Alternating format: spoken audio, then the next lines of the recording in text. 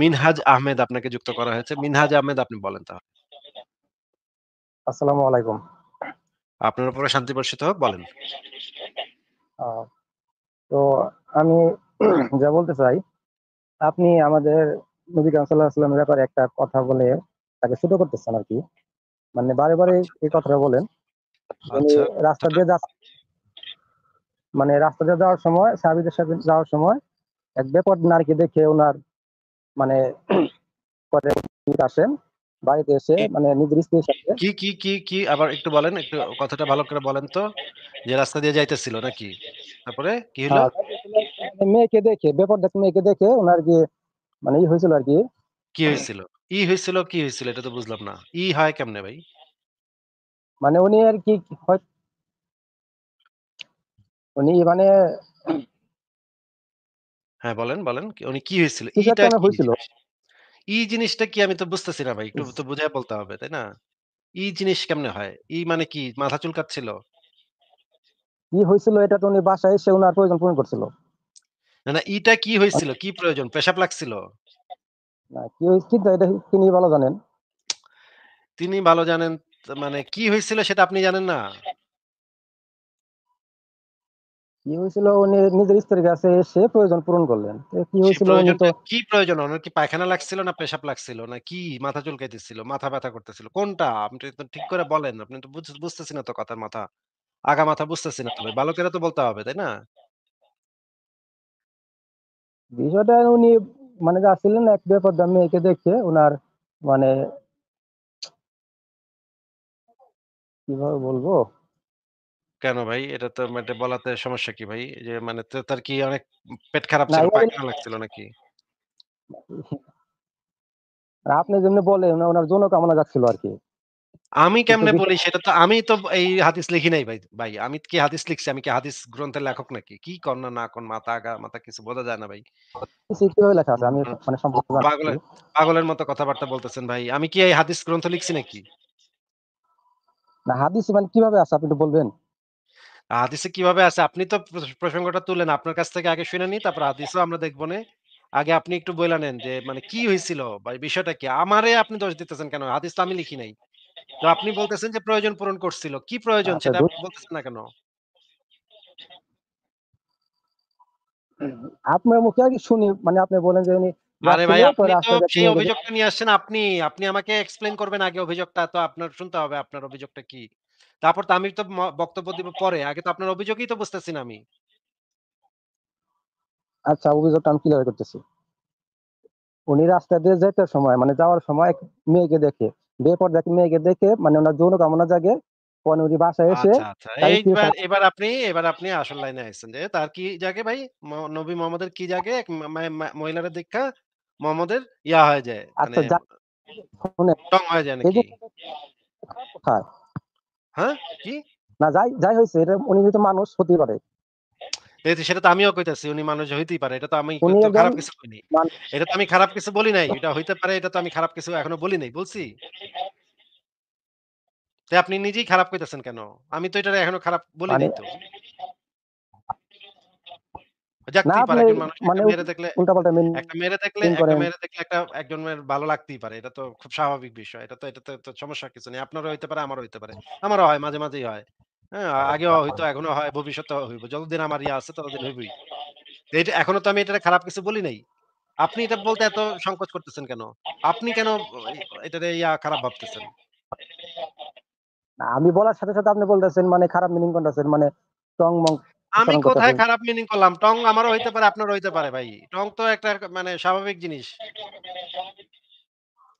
প্রত্যেক মানুষের আচ্ছা টং হইতেই আপনি পারে।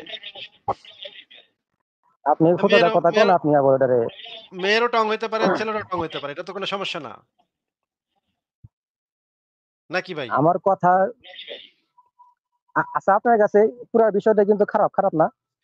না আমার কাছে এইটুক পর্যন্ত খারাপ না। এই যে এইটুক পর্যন্ত আসছেন আপনি সেই পর্যন্ত খারাপ কিছু না। এটা যেকোনো মানুষের হইতে পারে। না আমি তো সম্পূর্ণই বললাম। না, আপনি সম্পূর্ণ এখনো বলেননি। আপনি এখনো সম্পূর্ণ বলেন নাই যে টং হওয়ার পরে কি করলো সেটুকু এখন বলতে হবে। টং হওয়ার পরে কি ঘটনা ঘটলো সেটা হচ্ছে মূল বিষয়। একজন মানুষের একটা পুরুষ মানুষের একটা মেয়েরে দেখলে ভাল লাগতে পারে। একটা মেয়ে মানুষের একটা পুরুষটা দেখলে ভাল লাগতে পারে। তার উত্তেজনা জাগতে পারে। তার কামনা বাসনা জাগতে পারে। খুব স্বাভাবিক বিষয়। এইখানে কোনো সমস্যা নেই। কিন্তু এর পরের স্টেপে কি করলো নবী সেটা বলেন। মূল পয়েন্ট উনি মানে এই জিনিসটাকে মানে বোঝাচ্ছেন পৃথিবীর মানুষে, তোমরা মানে বিশৃঙ্খলা সৃষ্টি করো না, না পৃথিবীর মানুষরা কি তোমাদের বুঝাইছে স্ত্রীর সেটা সাথে। আমরা পরে, সেটা আমরা পরে। পৃথিবীর মানুষরা কি বুঝাইছেন সেটা পরে। আগে আপনি আমাকে বলেন যে মোহাম্মদ ওই সময় কি করলো? তার কামটা কি ছিল? মানে মনে করেন আমারও তো এরকম হইতে পারে। মানে বাসে যাইতেছি একটা সুন্দরী মেয়ে দেখলাম আমার খুব ভাল লাগছে ভাই, হ্যাঁ? আমার তো এমন অবস্থা তো কোনদিন হয় না। আমি তো এমন ভাদ্র মাসের পাগলা কুত্তা হই না কখনো যে দৌড়ায় আমি বাসায় আসমু, আইসা আমার খারাপ অবস্থায় আমি আমার বউরে বলবো, "এই বউ আসো, আসো, রুমে আহো, বিছনায় আসো।" হ্যাঁ? এটা তো আমি করি না কখনো। এটা তো করে হচ্ছে শুধুমাত্র যারা ভাদ্র মাসের পাগলা হয়ে যায় তারা এই কাজ করে। যে ওইটা এমন হইছে সেটা আটকাইতে পারতেছে না। নিজেরে কন্ট্রোল করতে পারতেছে না। নিজেরে কন্ট্রোল করতে পারা এটা তো একটা সভ্য মানুষের লক্ষণ নাকি ভাই? আচ্ছা, এই কাজটা কি পুরাটাই খারাপ সম্পূর্ণ? আমি তো আপনাকে যেটা জিজ্ঞেস করতেছি সেটা আপনি বলেন যে নিজেকে কন্ট্রোল করতে পারা এটা তো একটা সভ্য শিক্ষিত মানুষের লক্ষণ নাকি? মানে এমন তো আপনার উত্তেজনা এমন খাড়া হইব না কখনো। আপনি যদি একজন সভ্য মানুষ হন আপনার তো এমন এটা হচ্ছে কুত্তা বিলাইর এরকম হইতে পারে। নিম্ন শ্রেণীর প্রাণীর এগুলা হইতে পারে যে এমন খাড়ান খাড়াইবো আর তারা ওইটা না করতে পারলে থাকতেই পারব না। মাথা নষ্ট হয়ে যাবে তাদের। কিন্তু ওনাদের এটা একজন সভ্য মানুষ যেটা পারে সেটা হচ্ছে নিজেকে কন্ট্রোল করতে পারে। নিজের উপরে কন্ট্রোলটা একজন সভ্য মানুষের থাকে নাকি ভাই? এই কন্ট্রোলটা তখন প্রযোজ্য না, কারণ উনি হলো রুল রুল তৈরি করতেছে যে রুল পৃথিবীর তৈরি করছে পরবর্তীতে করছে কি কি করবে। রুল তৈরি করছে সেটা তো পরের কথা। আগে তো সে কি করছে তার ঘটনাটা আমরা আলোচনা করে নেই। সেই বেডায় কি করছে? মোহাম্মদ বেডায় কি করছে এরপরে? সে কি নিজেরে সামলাইতে পারতেছিল না? সে বউয়ের কাছে গেছে সেই মুহূর্তে বউয়ের কাছে গেছে কেন? সে কি নিজেরে সামলাইতে পারতেছিল না নাকি? সেই সামনে রুলটা তৈরি হবে কিভাবে? রুল তো পরে আসছে। রুল তো কাম সে কাম কা করার পরে আসছে। সে তো রুল স্থাপন করার জন্য এমন না যে সে রুল স্থাপন করার জন্য আমি যাই, আমি বউয়ের কাছে যাই নাইলে দাসীর কাছে যাই। আমি রুল স্থাপন করব এইজন্য যাইতাছি। আমি কিন্তু আমার কিন্তু ইচ্ছা নাই। কোন ইচ্ছা নাই আমার নিজের করণের। আমি খালি রুল স্থাপন করণের লিগা যাইতাছি। আপনি হতে কি পারে এটা বলতে হয়েছে। চাচ্ছেন? ও আপনি বলতে চাচ্ছেন? আচ্ছা ঠিক আছে। আপনার এখান থেকে অনেক ইকো হচ্ছে মিনহাজ সাহেব আপনাকে আমি একটু মিউট করে তাইলে কথা বলি।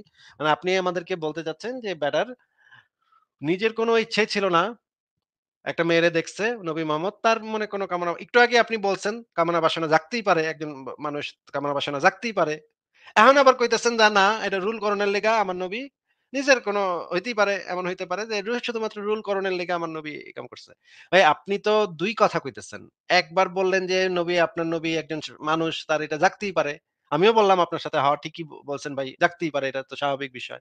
এখন আবার কইতেছেন যে না ভাই জাগে নাই আসলে রুল করানোর লেগা আমার নবী দৌড়ায় বউয়ের কাছে গেছিল। দেইখা আমার নবীর আ একটা কিছুই হয় নাই আসলে। কিন্তু দৌড়ায় সে শুধুমাত্র সাহাবীদেরকে শিখানোর জন্য বা মানবজাতিকে দেখানোর জন্য সে তাড়াতাড়ি দৌড়ায় বউয়ের কাছে গিয়া বউরে কইছে, "আয় আহো, আহো, আহো। এই রুমে আহো।" বউ কাজ করতেছিল। বউরে কামের থেকে টাইনা নিয়া সে উইঠা বসছে।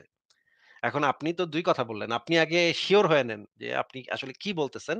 সেইটা আগে আপনি আগে ক্লিয়ার হন যে মোহাম্মদ কি করছিল? সে কি আগে মানে তার কি টং হইছিল নাকি হয় নাই? এটা আপনি আগে আমাকে সিওর মানে ভালো করে পরিষ্কার করে বলেন ভাই।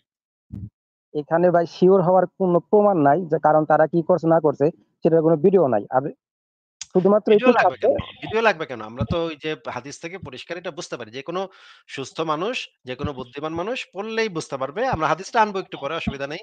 কিন্তু যেকোনো বুদ্ধিমান মানুষ পড়লেই বুঝবে। আপনি একজন ইমানদার মুমিন এজন্য হয়তো আচ্ছা আপনাকে একটু মিউট করে রেখে কথা বলি। আপনার এখান থেকে অনেক শব্দ হয়। আপনি একজন ইমানদার মুমিন দেইখা হয়তো আপনি পইড়া বুইঝা মানতে চাচ্ছেন না। যে না আমি বুঝতাছি ঠিকই কিন্তু মানুম না। আমি মানুম না। বুঝতাছি হাদিস পইড়া সবই বুঝতাছি ঘটনা কি ঘটছে কিন্তু আমি মানুম না। নাস্তিকের লাইভে তো মানুমই না। নাস্তিকের লাইভে মানলে তো আমাগো নবী এক্কারে লুচ্চা প্রমাণিত হয়ে যাবে। এইটা তো মানুন যাইব না। হ্যাঁ? এইটা তো মানে মানে ঘা গোয়ারের মতো বলমু যে এটার কোন প্রমাণ নাই। হ্যাঁ? এটার কোন প্রমাণ নাই। আমার নবীর জায়গায় হইছিল এরকম কোন প্রমাণ নাই। আচ্ছা ঠিক আছে আমরা তাহলে সেই হাদিসটা একটু চোখের সামনে আনি। আ ভাই মিনহাজ সাহেব আপনি আমাদেরকে হাদিসটা একটু পড়ে শোনান। ভাই হাদিস পড়ুম, আমার কথা তো আপনি শুনতেছেন না। ভাই আপনি আগে হাদিসটা পড়ে শোনান, তারপর আমরা শুনি। এখানে শুনি। পড়েন, জোরে পড়েন। হাদিসটা আমার একটু পড়া দরকার ছিল। এই যে হাদিসটা স্ক্রিনে দিয়েছি, পড়েন, পড়েন। কোন মহিলাকে দেখে কোন পুরুষের মনে যৌন কামনা জাগ্রত হলে কি সে যেন জাগ্রত হলে, কি জাগ্রত হলে ভাই? কি জাগ্রত হলে? তাই পড়ছি তো, আপনি তো শুনছেন। না, না, আপনি তো একটু আগে কইলেন যে নবীর কেন যৌন কামনা-টামনা জাগ্রত হয় নাই। খালি রুল বানানোর লিগা বউর কাছে গেছিল। এ তো মানে হয় নাই আসলে। ঘটনা কিছু ঘটে নাই। সে শুধুমাত্র সাহাবীদেরকে শিখানোর জন্য এটা করছিল। এটা তো আপনি এইমাত্র বললেন। তাইলে এখানে তো লেখা আছে ভিন্ন কথা ভাই। সেটা ভালো করে আবার বুঝায় দেন। ভাই, উনার স্ত্রী উনি রুল তৈরি করুক বা কাছে যাই করুক, উনার স্ত্রী রুল তৈরি করা প্রধান বিষয়। প্রধান বিষয় নাকি সেকেন্ডারি বিষয় সেটা তো আমি আপনাকে জিজ্ঞেস করি নাই ভাই। আপনি বললেন একটু আগে যে নবীর মনে কোন কামনা একবার কইছেন কামনা বাসনা এটা জাগতেই পারে। নবী মানুষ, মেতো মানুষ যে কামনা বাসনা জাগতেই পারে, অসুবিধা কি? আপনি এটা নিয়ে খারাপ কথা কন কেন? হ্যাঁ, আপনার কথা আমি মানছি। ঠিক আছে, একটা মানুষের মনে কামনা জাগতেই পারে। তারপরে পরের স্টেপে আপনি বললেন যে, "না ভাই, কামনা-টামনা জাগে নাই। আমার নবী খালি শুধু রুলটা মানুষরে দেখানোর জন্য এটা করছে।" হ্যাঁ, তার আসলে এরকম কোন ইচ্ছাই ছিল না। সে আরকি জোর কইরা আরকি বউরে বলছে, মানে রুল বানান লাগবো বউ। একটা রুল দিন দান লাগবো সাহাবী গো। ওরা আবার কি না কি করে, আসো। রুমের ভিতরে আসো। আমি তোমার সাথে করব। হ্যাঁ? এটা কইরা রুল বানাবো। সাহাবীদেরকে রুল বানায় দিব। তো আপনাকে আমার প্রশ্ন হচ্ছে যে রুল যে বানাইতে চাইছে মোহাম্মদ, মোহাম্মদ যদি বলতো যে আজকে থেকে এই রুল, তাইলেই তো হইতো। তাইলেই তো নবীর সাহাবীরা রুলটা লেইখা রাখতো। রুলটা ওরা ফলো করত। নবীর মুখের কথাই তো রুল। নবীর আবার এই কামটা কইরা দেখান লাগে কিসে সেটা তো আমি বুঝলাম না। যে কইরা দেখাইলে কি সাহাবীরা বেশি মানবো? আর কইরা না দেখাইলে নবী যদি শুধু কয়া দেয় যে, "তোরা আজকে থেকে এইটা করবি।" তাইলে কি এরা কম মানবো? আপনি একটু বলেন তো ভাই রুলটা মানে বানাইয়া আবার মানে প্রয়োগ দেখায় গেলে কি সাহাবীরা বেশি মানবো? এরকম কি ইসলামের বিধান কি এরকম যে দেখায় গেলে এটা বেশি মানবো? অবশ্যই বেশি মানবো। এটা আপনারা কে কইছে? একটা কোরআন হাদিস থেকে দলিল দেন তো যে, যেই রুলটা নবী মোহাম্মদ দেখায় কইরা দেখায় দিছে সেইটা বেশি মানুন লাগবো। আর যেটা দেখায় দেয় নাই শুধুমাত্র মুখে কইছে, হুকুম দিছে, এটা কম মানুন লাগবো। এরকম একটা দলিল দেন তো ভাই। আমি তো এরকম কোন দলিলের কথা জানি না।